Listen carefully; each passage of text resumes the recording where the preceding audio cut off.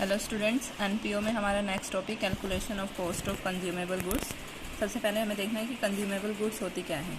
Consumable goods वो goods हैं जिनका जनरली आपको ओपनिंग और closing stock, opening and closing stock जो है वो हमें क्वेश्चन में दिया रहेगा। क्वेश्चन में ओपनिंग और क्लोजिंग स्टॉक दिया होगा। एग्जाम्पल फॉर एग्जाम्पल देखिए, मेडिसिन्स, स्पोर्ट्स मटेरियल क्लब है तो sports material, postage, stationery, generally इन सभी का ओपनिंग और क्लोजिंग स्टॉक हमें क्वेश्चन में गिवन होगा।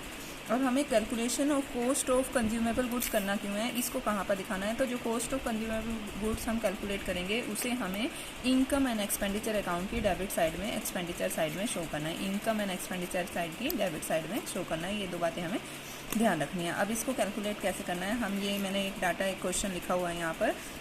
देखिए अप्रैल, यहाँ पर ओपनिंग स्टॉक और क्लोजिंग स्टॉक, ओपनिंग और क्लोजिंग स्टॉक जैसे पहले बताया कि ओपनिंग और क्लोजिंग स्टॉक दिया रहेगा। तो ओपनिंग और क्लोजिंग स्टॉक यहाँ पर मैंने लिखा है। आपको ऐसे ही जब क्वेश्चन दिया होगा तो ऐसे ही आपको पहले लिख लेना है एक बार। ये सबसे आसान तरीका है हमारा इसको कैलकुलेट करने का। ओपनिंग और क्लोजिंग स्टॉक देखिए यहाँ पर लिखा है अप्रैल 1, 2016 और यहाँ पर लिखा है 31 मार्च 2017। मीन्स ये ओपनिंग स्टॉक है, क्लोजिंग स्टॉक है। और ये दो चीज़ें क्या दी हैं, स्टॉक ऑफ स्टेशनरी एंड ये ओपनिंग स्टॉक है और ये क्लोजिंग स्टॉक है। और दूसरा क्या दिया है, क्रेडिटर इन द ओपनिंग, जब साल शुरू हुआ था तब, और ये हमारा क्लोजिंग दिया है। तो हमें क्या करना है, इसे इसी तरह से लिख लेना है, ओपनिंग, क्लोजिंग, स्टॉक और क्रेडिटर। इस स्टॉक और क्रेडिटर को भी यही लिखना है। अब इसके बाद आपको करना क्या है, हमें क्या करना है, ये क्रॉस, ये जो मैंने आपको ग्रीन निशान लगाया है इसको हमें प्लस करना है। मतलब ओपनिंग स्टॉक को और क्लोजिंग क्रेडिटर को प्लस करना है, प्लस क्या करना है, प्लस करना है। और ये जो मैं दूसरी लाइन लगाने जा रही हूँ, इधर ये वाली लाइन, रेड लाइन को माइनस करना है।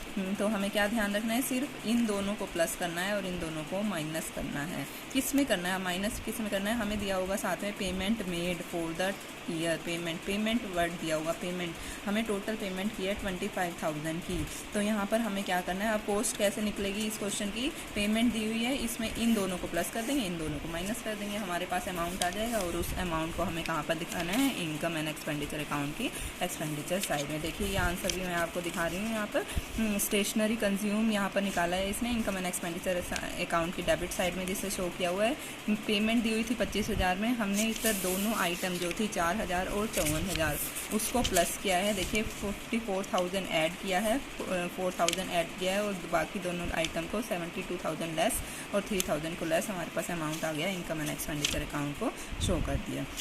ठीक है, इसके बाद हमें एक बात बच्चों जो ध्यान रखनी है वो क्या है कि क्वेश्चन में पेमेंट दिया हुआ है या परचेज। कई बार कई क्वेश्चन में परचेज ऑफ स्टेशनरी दिया जा सकता है।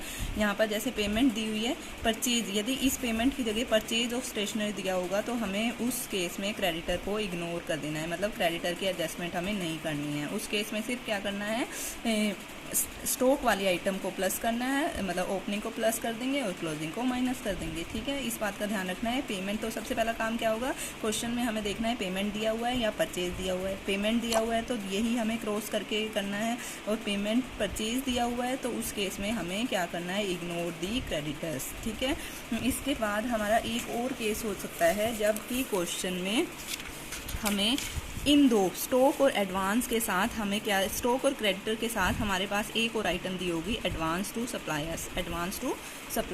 तो स्टॉक और क्रेडिटर जो दिया होता, हमें फिर से ये टेबल ऐसे ही बना लेनी है, ओपनिंग, क्लोजिंग, फिर स्टॉक, क्रेडिटर्स, एडवांस, इसको हमें लिख लेना है। अब फिर से मैं एक लाइन लगाने जा रही हूँ, प्लस के लिए